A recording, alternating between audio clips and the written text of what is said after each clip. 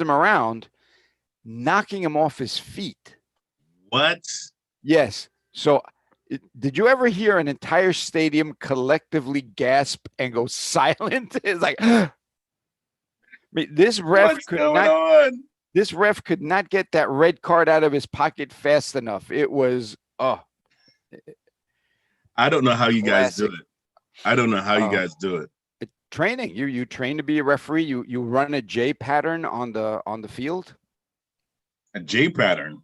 Yeah, you don't chase the people around. You have a basically an area where you patrol and you're able to see the field, the best view of the field. They call it a J pattern on the, or that's what they told me. They could have lied just to make me run around like an idiot. I don't know.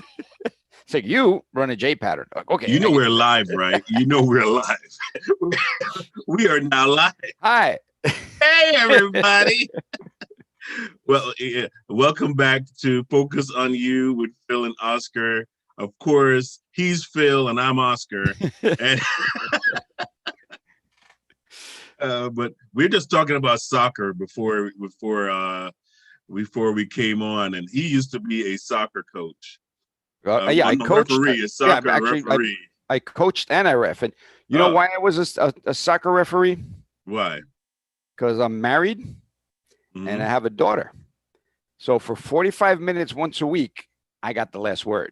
It was well worth the training. It's like, I'm right for once. So it was an ego thing for you. It didn't matter who won or lost, as long as you made I just wanted to be call. right. Yeah, that's it. You weren't even watching the game. You weren't even like, what, taking.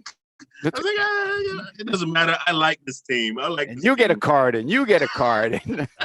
You get a yellow one, and a red one, and a green one. I think we don't have green ones. No. Blue one. But yeah, that was always fun. I'm going to tell the story I told you, right? When I went into high school, and there was this big. We had one of our final games, and the referee. You know, we was a rival team. I mean, the game was heated from the get-go. Parents were fighting from the parking lot. Okay. I mean, the game didn't even start yet, and people were arguing over the game, and no calls were made. So tension was high, and and the game started, man. I was on the sideline at the time, and from the first whistle, the other team scored the goal. And our team, of course, was mad and disappointed, and so we went back out there, and this one of these kids kicked the other kid. All I could see was just like people running from the stands, everybody jumping on the field, fighting. The referees were like, "Stop! Wait! No! Stop! Wait!" Until like they realized, look, I'm not getting involved in that. It's 1 against 40. Yeah, it's not happening. Next thing you know, the referee, I'm the referee laying on the ground going, "No, I don't have anything to do with this." Referees in the car calling for backup. Man, they were just a little too passionate about that game. But today we're going to be talking about turning the tide, okay? Just being able to manage those emotional roller coasters that we go through, and conflict in the house, so like in relationships, because this month we're talking about, this is a relationship month, so we want to talk about just different things that we can do to work out those situations and come to peaceable conclusions. So let's start. Oscar, I'll let you start this one off. Yeah, well, you're talking about turning the tide. First of all, what started that tide? What got you to the point that you need to turn it? And if we can see a pattern happening, and it's like, okay, this is happening again, and this is going to escalate. Like you saw the pattern in the parking lot. There was already problems. There was already tension. That that game's not going to end well because the problem's coming in, and it's just going to escalate. So before you turn the tide, you have to go back to the parking lot and say, all right, we're going to be nice, and we're just going to play this game and let it play out. But if you come out of the parking lot already heated, and you come into a relationship already with problems, it's not going to end well. So how do we, when I'm looking at turning the tide, just set it back to what caused the problem? There had to be a misunderstanding there somewhere, because nobody goes into a relationship saying, I'm going to screw up this relationship, but it ends up happening. So, well, okay. So, truth is dysfunctions. We bring dysfunctions into our relationships. mhm. First of all. So, anybody who's single out there, let me tell you something. No matter what the guy or girl tells you, they have got some dysfunctions going on. So all of us have issues that we have to deal with. None of us are perfect. Are Well, you sure? let me think about that. Let me think about that. Yeah, no, Yeah. I'm right. I mean, Well, no matter how we think we are, right? when they say, yeah, he came from a dysfunctional family, I'm like, yeah. Every family. You've never had Thanksgiving at the house? About 3 hours later, all hell breaks loose. No, but it's always that uncle. There's always that aunt. There's always that nephew. There's always that cousin that kind of stirs it up. Everybody's kind of wondering, where did he or she come from? Yeah. Let's trace the family tree. Let's do a And DNA on this guy, because well, I hate to say that, but I'm that guy that will come in and just throw a throw a hand grenade in and walk away and watch it go off. Yes. what? I didn't do that. I don't know who did that. I don't know who caused that. Oh wow, man! But it's the truth. It's the truth, and we just really have to kind of like face that. I am realizing that we're not streaming on Facebook today. Okay. We're on YouTube and we're on Twitter, but we're not on Facebook. So we'll redirect it later. But for those of you watching on YouTube, yeah, Facebook. We'll see you later. You get the edited version. Oh, you get an edited version. Yeah, exactly. So But yeah, go ahead. I took some notes. So one of the things is expectations. Are we going into a relationship with an expectation that's too high? Like, what am I expecting from, my new bride, what am, and if you go into a relationship with what am I going to get? That's going to be a very short relationship. What is your expectation if two people come into a relationship expecting to get, it's going to be short. Yeah. No, because I think, as you said that, I thought about a gold mine, right? You meet someone, it's like finding a gold mine. And you're like, wow, all this treasure, all this great stuff. And I can get until the gold mine is empty. Then you find no value in that mine. And you're looking to move on because now you've sucked that gold mine dry. Yes, when you met the person, they were a gold mine, but you never put anything back in.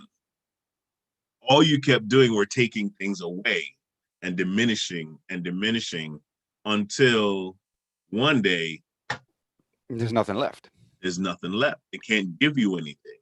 Right? And you're wondering, why are they miserable? I am the cream of the crop. I've emptied the mine and now it's hollow. Now what? Why does it sound hollow? Because you've taken it. Yeah. One of the things that you've taken out all the resources. Right. Yeah. One of the things I heard is a relationship is not 50-50. A relationship is 100-100. Yeah. Because if you're only giving 50%, there's a 50% gap in there. So if you're doing, I'm putting 50% into this relationship, it's not going to work either. So it's, I've looked at it, bunches of books and stuff I read. I have a note here, in Becoming Supernatural, Joe Dispenza's book. He talks about where focus goes, energy flows. Mm, And again, nice. Love we that. are this weird creature that we're not programmed like a dog is programmed to be a dog. It's only going to be the the best type of dog it could be. You Mm-hmm. know, an oak tree Right. is only going to be an oak tree. It can't be a palm tree. Nope. We were given the No matter how choice. ambitious it gets. Right, it could be a very ambitious oak tree, but it's never going to be a palm. So Right. we are given both dominion over everything except our own mind. We don't take that responsibility to say, what can I do? Again, we're programmed to what can you get? We're in the that old greed is good movie, right? Right. Yep. It's like, That's what it. can I get? What can I get? And That first Wall Street movie. right. And Yeah. now and I keep bouncing everything off of COVID. It's like now we're at the part where, like, what can I give? Mm-hmm. Because there are more people that need than I can take from. So it's our new focus should be bigger than just ourselves. I think that's the only way we're going to come out of this, intact, is to really start, what can I give? What can I give? And if I get something back, it's not going to be directly from the person I'm helping. Put that out to the universe. What can I give? And then it'll come back sooner or later. You know what, man? Listen, what it's like this, right? And this is just how I think of it. This is how, based on my studies, what I've learned about giving is that giving is never it's never self-implemented, right? You don't give into yourself and you give it, you get, right? You have to really give into something else in order to get, right? And that's just how giving works, right? Because you can't demand something back when you haven't put anything out there. Go try that And, at the bank. I'm opening an yeah, account oh with yeah, Jaro. I want to I'm open an here to account. make a withdrawal, please. I want to open an account. How much money you want to put in? Oh no, I just want an account and I want to take money out. It's like, Right, yeah. you didn't put anything in. You can't get anything out. And that is the rule of the system within the universe. God made it that way. He made it to where, and of course, I'm going to go based on what I scripturally, right? But it's like, whatever you sow, that you reap. And tithing, Okay, that's give life. away. You That's have to. life. But Right. but you look, but like you said this before, there are so many writings out there that confirm. I mean, ancient writings. We call them like ancient writings and culturals and stuff. But it's almost every principle, every foundational principle of wisdom says It's a you have to universal. give something Right. to get something. Farming. I mean, the basic principle of farming. You got to put a seed in the ground in order to get a tree. You talk about having, working on faith. Like, you're not going to put the seed in the ground and walk back and find a plant. You literally put the seed in there, water it, wait, water it, wait. You That's know, it. ooh, it's coming up, and as soon as it comes up this far, a rabbit comes by and eats it. So it's, so you really you have to go on faith that you're giving, and Hey, you get something back. Sometimes you do. Sometimes, like I say, sometimes you're the windshield. Sometimes you're the bug. It's not guaranteed, but but you have to give. cultivate. You Right. have to It's like no matter if you value something, you have to cultivate. You have to put your time in. Farmers can lose an entire crop all because of non-preparedness, right? You can lose an entire crop just by not thinking about how, you just saying, oh, I planted the seed, that's good enough. You know, a good farmer is always tending, right? He's always going out there going, oh, wow, there's a squirrel that's trying to get in. Let me put up some barriers to keep the squirrel out. I have to protect that seed, right? I have to protect it. I have to make sure that it grows up to maturity, because that is the only way I am going to get a harvest, right? They don't just plant it and say, well, I'll be back. darn it, Next year, it's this time. Well, Next year, look this at time I should have some corn.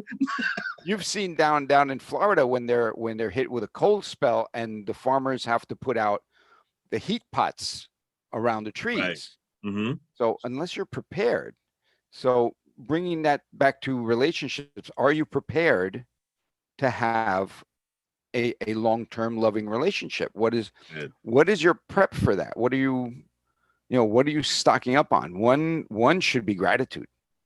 You know, Good. That's it. Absolutely. giving and Absolutely. gratitude, the two Absolutely. G's started out, Mhm. judging people. And again, we tend to judge people by our standards. Mhm. Are we setting an expectation that's too high? Or are they setting an expectation that's too high for us? It's like, hey, you should be making 500,000 a year and driving a Ferrari. You're like, oh yeah, I'm not there yet. So if you're expecting that, again, if you expect that from me, fine, but plant the seed, do the whole thing, but don't like, I need that tomorrow. It's not. We but it's the same. I love using the seed principle because it's just so pliable to real life, right? Because it's like if you expect, like you said, you plant something and you expect that thing to be a tree tomorrow, and you go out there, you don't see a tree, you're gonna say, Oh, because that you didn't work. right, I'm anticipating, oh wow, this process did not work as fast as I expected it to work. Therefore, I'm gonna dig that seed up. Look at, check it, put it back down, and try to. Yeah. I mean, you're gonna destroy the whole process all because you're so anxious for it to mature. But that's again the premise of relationships, is that when you're in a relationship, there is a process, right? There's a process for that relationship to mature. And it's really not based on our expectation, right? It's just the nature of it. If you're no, we're our first the first we're talking about, we're going to go through the 5 steps, right? We have the 5 steps that we use to turn the tide, but one of the those is to identify the problem. Right? Now you have like 3 areas that a problem can come from.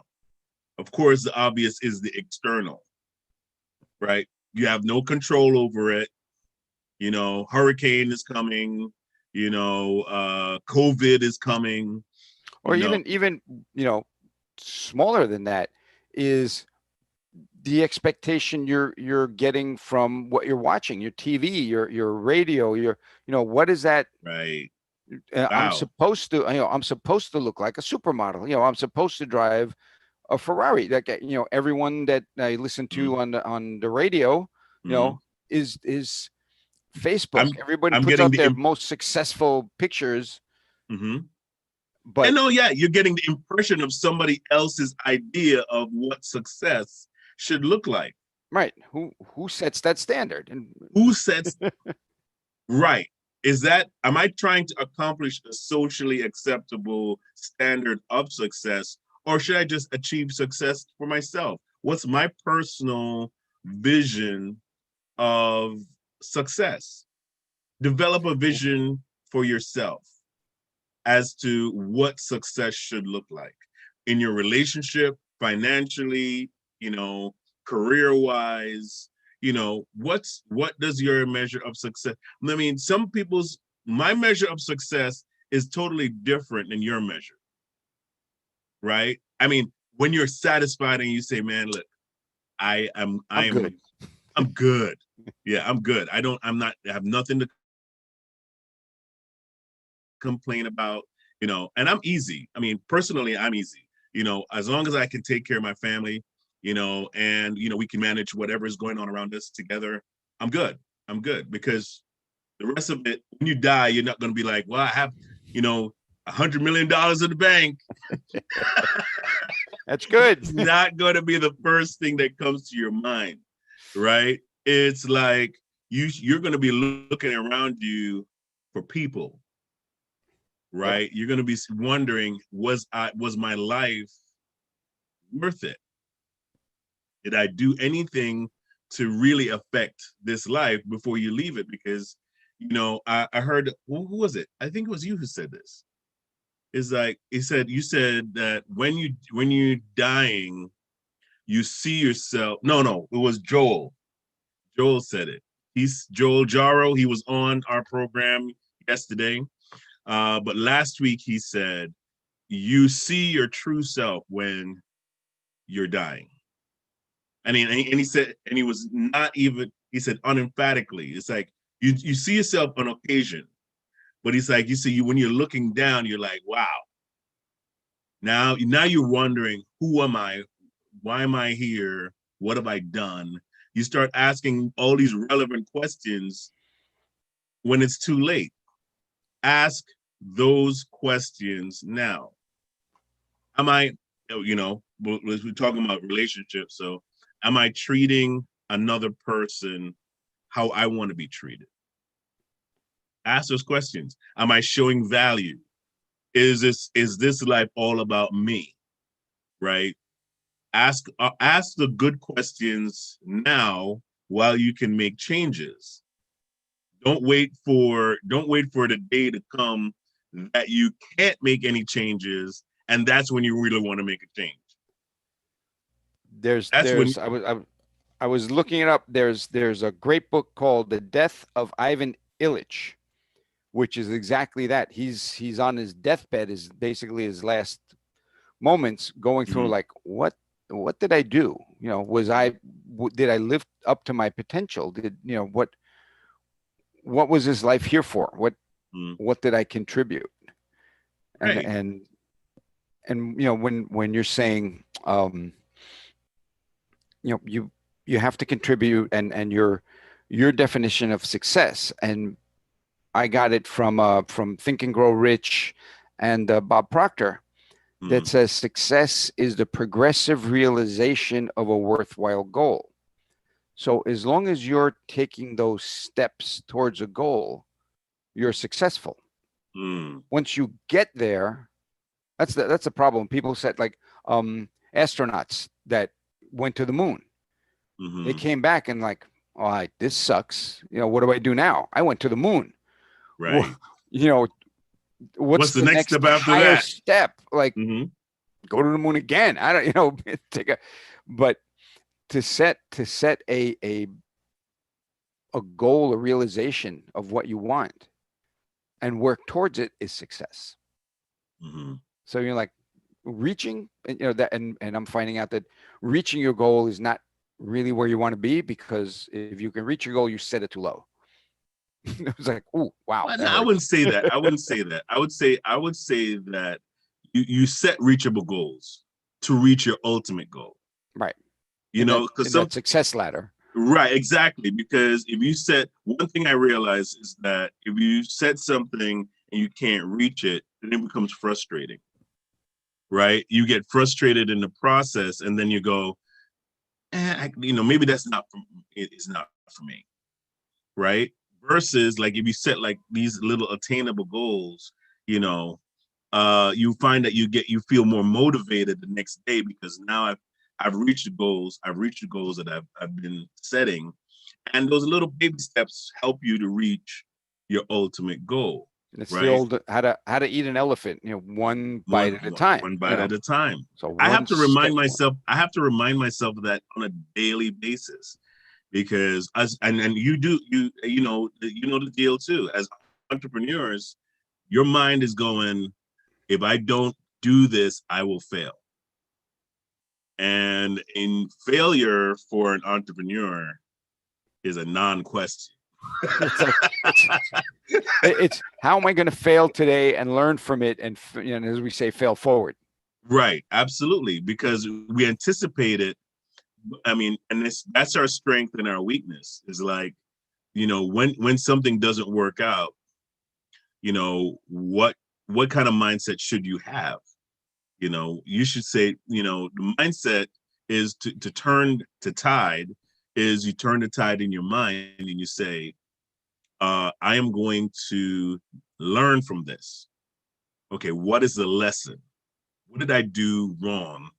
and how do I make those changes, and who knows what's the book I can buy, Right. what's the tape I could listen to. There's so much information out there now. I mean, we have the internet. No need to go to the library anymore. It's true. Libraries are, yeah, It comes to us. right. And again, looking at failure, like I've said before, Formula 409, the spray cleaner was the 409th time they tried to make that formula. Yeah. And Yeah. WD-40 was the 40th time they tried to make that. So if they would have stopped at Formula 408, like that's not happening. That's not working. WD-39, we tried Yep. 39 ways to displace water. That's not happening. Yep. Or we've really worked up. We've spent so much money already on this project. Let's cancel it now. And then 2 weeks later, some other guy comes out with it. It's like, yeah, based on your last your last trial, I just tried it one more time and I took this one thing out and it worked. And then he tried Formula the 409 this time and it worked. Or that do you know how many people light bulb? Do you know? Yeah. Do you know how many people worked on the light bulb and there's only one guy that's getting credit for it?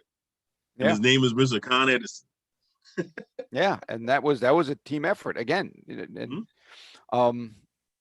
and how do we bring that into turning the tide? One of the things, when we're talking about that is be a team player as part of the next step. Yes. Don't be a me. That's the tide again we have to turn. Like let's and we talked about this with the last guest, and I'm old and I can't remember her name right now. But she's like Jacqueline, yes, like bring in, do it as a team, be a team player, be part of a success team. You also don't get blamed for everything if you screw up, which is good. It's like, hey, it was a team effort. The team screwed up, as opposed to this is the way I want to do it. And when it screws up, everybody points at you. Right. So yeah. Right. I mean, the other thing is, I believe with a team, you make less mistakes if you listen. Yeah.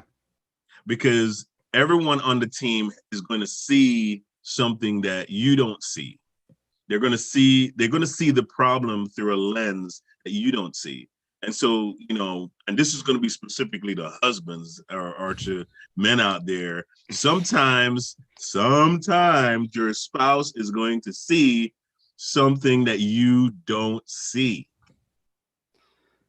For real. I mean, I don't know how women do it. I don't know what happens in their mind, or otherwise. But sometimes they'll wake up with a sense, their spider sense tingling, and we would be like, no, man, everything is going to work out. And they're like, no, I ain't feeling it. I don't think you should do it. And we would be so motivated, but I've been psyching myself up for 2 weeks to do this. No, I don't think it's time. And you do it. And the next thing you know, you're like, oh my God, I should have listened. I should have known. Everything, sometimes things don't make sense. All right. But it's like, if, sometimes there's a sixth sense out there that, your spouse might be sensing something, seeing something. Maybe they can't put it in words, but you need to pay attention to that. See, you can't see the forest from the trees. You're busy, and they're right. like, hey, there's poison ivy around that tree. Like, no, look at this beautiful tree, but yeah, but you're like that. Us guys, we could be like that puppy. Oh, treat. We don't care about anything else going on. All we see is treat. Give me the treat. Right? And it's like the moment is after you get the treat, your mind settles down. So you look around, you be like, holy macaroni. I didn't even know that this was coming, right? So, pay attention to some of the voices around you that have your best interest at heart. that have your best interest. Not every voice has your best interest at heart. And even in turning the tide, this is talking about don't listen to everybody that says they're your friend about your intimate relationships. Doesn't mean that they have your best interest at heart, right? I mean, a third wheel in a situation like that is not necessarily, the voice that you need to be listening to. Unless that third wheel is Joel, and it's someone that is trained to Right. You go to, I personally say go to somebody that's not emotionally connected to your relationship. I've found that people that are emotionally connected to your relationship will give you an off balance counsel, right? Oh, he did that. Oh, he shouldn't have done that. You should go and get an attorney right away. Right? They're emotionally connected. Right. Right. And it's not necessarily they're a bad person. It's just that they care about you. And because you are emotionally worked up and you're telling them your side of the story to make you feel better, it's not, There's always two sides, and somewhere in the middle is the truth. And right. So that is where you need to get a counselor.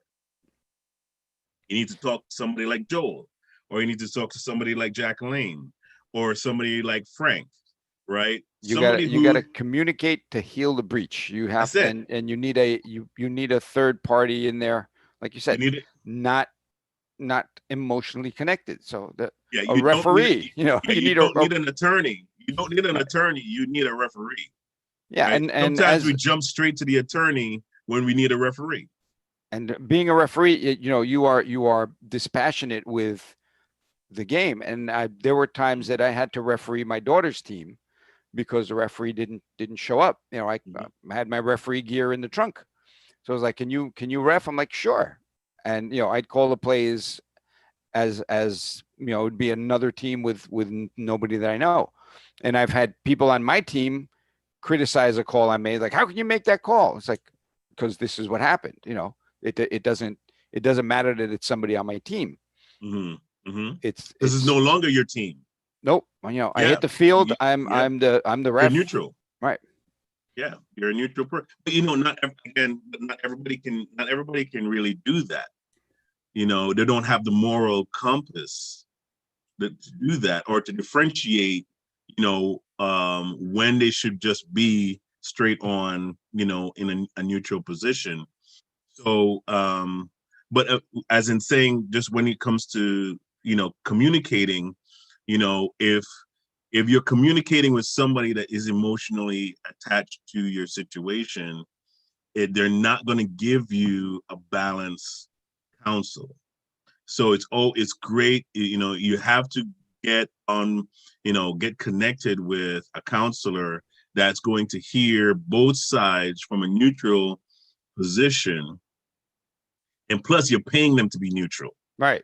So if hey, and one thing I realize about couples too, they could be fighting, they could be disagreeing. And the moment they go into a session with somebody that's not balanced, that's when they leave the counseling session like, I don't like what he said. I mean, either, because and they can agree. They can agree on somebody that's giving both of them don't like the counselor. We can agree on that. Oh yeah, I don't like him. I've had people, people that I know that are police officers that say when they get a domestic dispute call, it's like, you don't want to go there because and one said there was they got called because there was a fight going on in the apartment, and they walk in there and the guy's beating on his wife, and they grab him and they throw him against the wall, and the wife starts beating on the cop saying, "Leave my husband alone." And it's that kind of it's true. Yeah, it's true, because here's the thing: the problem is never just what you see on the surface. What's going on in people's relationships, they know. Well, They honestly know they know what their dysfunction is. I have a really deep feeling that people know what their dysfunction is, but they just have Joel said it, but they just have a hard time facing it. yeah, there's something called an RAS, a reticular activating system. That's the part of your brain that, I said where focus goes, energy flows. That's the part of the brain that lets you see what you're looking for. So if I know you've done it. You know what? I'm looking to get a BMW. Every third car is a BMW on the street that you didn't notice. Like, The color that you love. how did everyone get a BMW all of a sudden? And then it's like, and whatever it is that and that's built into the primitive brain, because if you're looking for food, your brain's going to say, all right, what are we looking for? Everything else goes gray. We're going to find that food. Right. So when you're focused on, oh man, they left the toilet seat up again, that's what you're focused on. Everything is being thrown into that funnel. So your focus, your RAS amplifies that, and it's going to find not only that the toilet seat's up, but that the spoon is out of place, and the plate wasn't washed, and now all of a sudden everything stacks on top of everything else, because that's what your brain is looking for. Your brain's saying, what else did they do wrong? Right.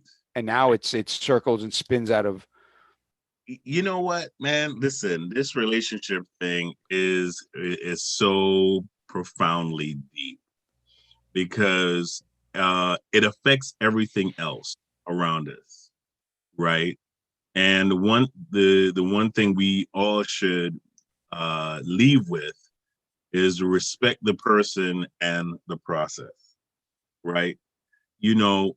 All of us, the point of love is that all of us are respecting the fact that we're not perfect, and we're all in the middle of a process. WIP, right?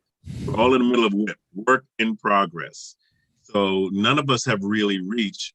The point is to really just love somebody despite their shortcomings. Well, the problem is this: we're all listening to the same station, the WIIFF.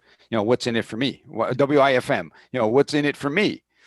Right. Is the radio station we're listening to. So again, change that channel. It's like, what can I do for you first? You see, the thing about that channel is that by the time you sign off, you're by yourself. If you care about other people, then you will find that there are other people that will be drawn to you. But if you just tune into that station, the only person you're feeding is you. So the only person you're investing in is you. So when you're laying there and you're like, sick, somebody help me, WIFM is like, you're the only one in the room, sir. No one is taking your phone calls. Sorry. I saw this really good cartoon. I never forgot it. It's, these people are sitting around a circle, and they have a spoon that is 3 times the length of their own hand, or their own arm. So they're trying to feed themselves, and it's impossible, because you can't get your arm far enough to get the spoon in your mouth. But then someone realizes that spoon can reach the next person without a problem. So then that whole circle now starts feeding each other rather than trying to feed themselves. And that's always hit me like, why am I trying to feed myself with something that's not working? That same effort can be put out to help someone else. I mean, and just to work on that point that you just said, and we should really respect the human ability to change and affect our own nature. We are the only creatures on this planet. We're the only creatures on this planet that have adjusted and worked our will towards becoming something else. Right. It's what we talked about earlier. Yeah, The dog is only going to become the best, retriever he can be. yeah, He's not going to be a exactly. water dog. He's not going to be a lab. You throw him in the water. It's like, no, I don't want to swim. You That's know, it. I mean, we can't really compare ourselves to an animal because even though we have a natural aspect to us, we're more than that because we have a way of an ability to uh assess ourselves not just physically but emotionally, spiritually. We have an ability to study ourselves and learn and learn, and right? and, recreate. and study others and study our environment. That is the greatest thing about being a human being, is that we can step aside and say, I am going to change, We are and literally, literally change. no limits. And I forgot, I think it's Wayne Dyer wrote a book, How to Be a No Limits Person. Mm, And it's like these self-imposed limits that we put on ourselves are keeping us from being the best we can be. And that same limitation is probably also being carried over into relationships. mm-hmm, mm-hmm. So, like the old the engines that have a governor on it that won't let you go past a certain speed limit. Right.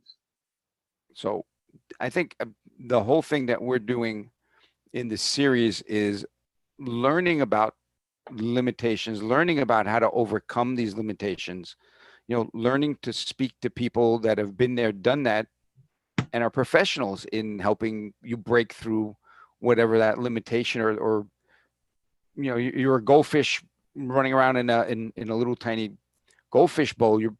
And this, I saw this live.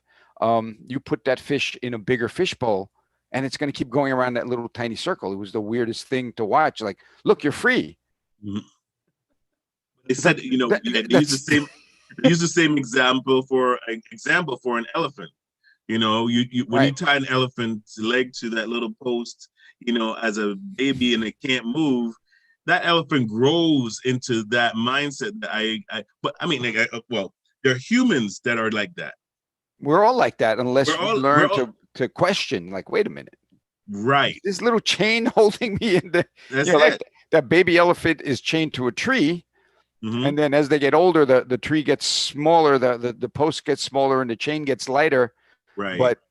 in there, it's like chain post. Yeah, I can't move. But here's the deal: Hmm. if that elephant ever breaks that once, you will It. never get that animal back. Under that chain. They're like, you know, AKA break yeah, that chain. break the chain. But the problem Break the is chain. we Yeah. don't learn as fast as the elephant does.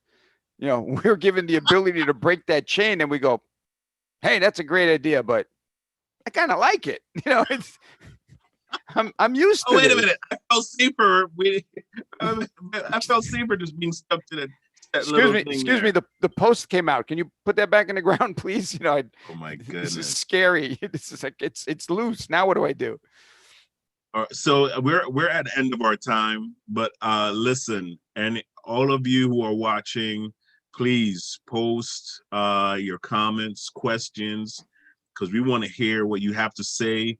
Even if you've had some experiences with, good relationships, bad relationships, kind of, sort of okay relationships, let us know, because we're going to be going into talking about parenting and all these different facets of relationships. Coming up next is going to be Karen Mayo and Mikhail Fisher from Fisher Fitness and mindful eating. We're going to be talking about relationship with ourselves and food, because what we eat does affect the way our bodies and our minds work chemically. And so you could be um, balanced emotionally, but the moment your chemicals go off, that's it. You're wondering why you're feeling things that you shouldn't be feeling, and just your sugar might be just driving your body crazy. So we're going to learn more about that coming up next, and we look forward to learning from the team that's coming on next. So we will see you then. Don't forget to tune in, and we will be repeating these programs. So share them with your friends and family. Don't forget about our promotion and about where you can receive a gift of up to $100 or $50 or $150. We combine offers and actually retain the services of those within our network, as well as just watching these programs. We want to give you an opportunity as much as possible. Thanks again for watching Focus on You with Phil and Oscar, and we will see you next week. Yeah, we're going to be on from 12 to 1 from now on. So just keep your eyes open on Wednesdays for us. And if you have we're going to be talking about different subjects. Yeah, suggestions for subjects, send them on in. That's it. That's it. I mean, we even want to start talking about a little bit of sports based on what we know. Anyway, we'll stick to our strengths, right? But you know, we're definitely here for you. We want to talk about what you're interested in, and so we'll see you in a few minutes as we bring on our next guest. Take care, everybody, and bye-bye.